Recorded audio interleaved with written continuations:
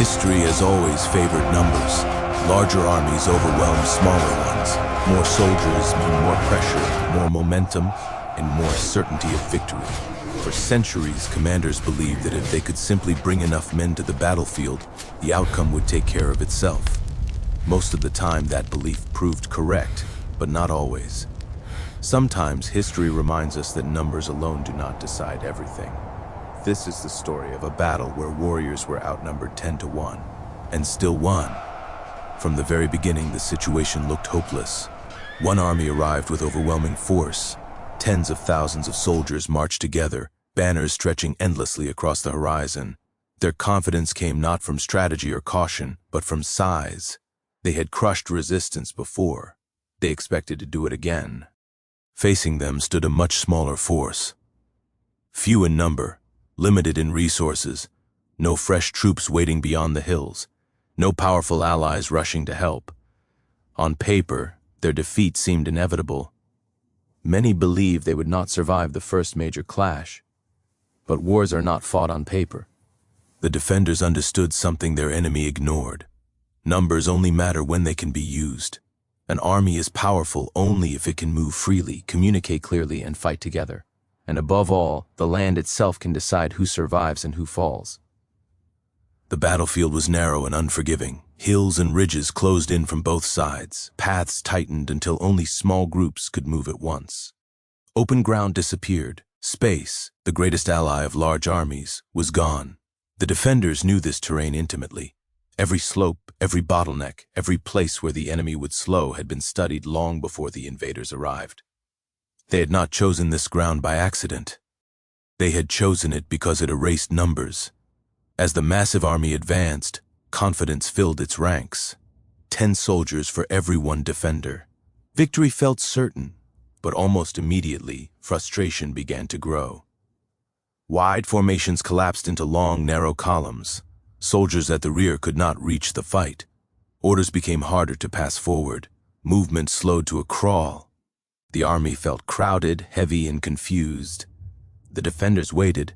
They did not rush forward. They did not waste strength.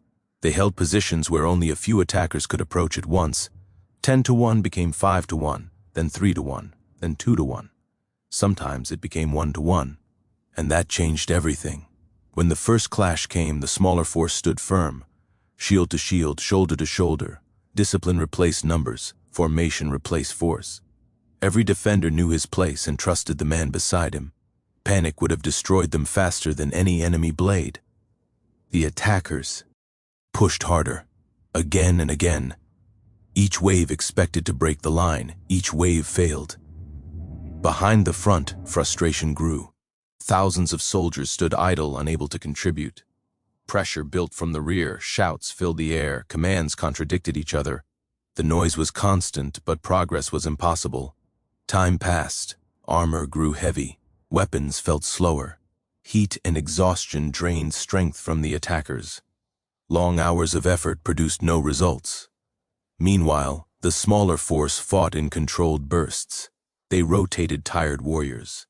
They rested where the terrain allowed. They conserved energy carefully, knowing that endurance was their greatest advantage. This battle was no longer about strength. It was about patience.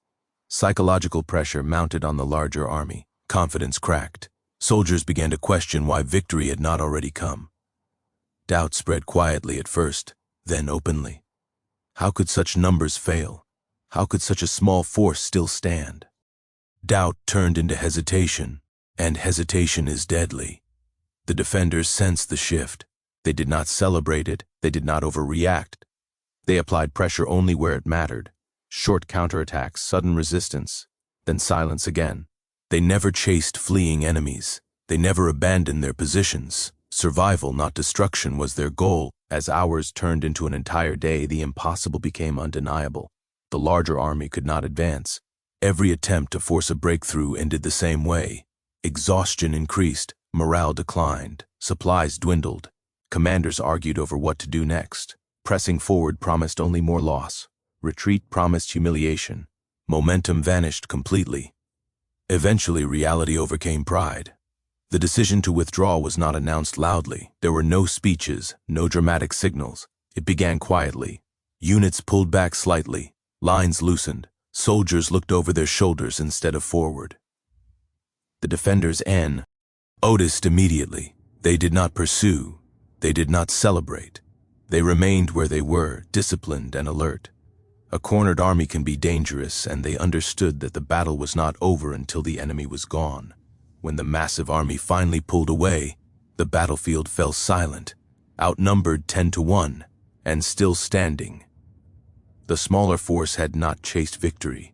They had defended survival and achieved something far greater. They had proven that size alone does not win wars. News of the stand spread quickly.